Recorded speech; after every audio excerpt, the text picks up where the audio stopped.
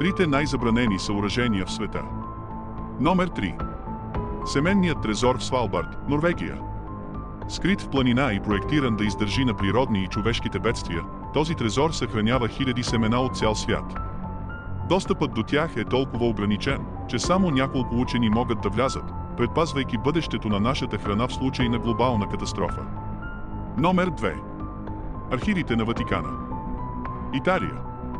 Този архив съхранява документи и артефакти, обхващащи векове история, включително текстове за фигури и събития, които биха могли да пренапишат историята.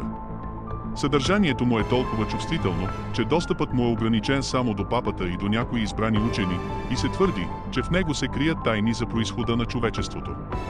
Номер 1. Трезора на Кока-Кола, САЩ. Повече от просто рецепта. Този шкаф пази една от най-ценните търговски тайни в света – точната формула на Кока-Кола.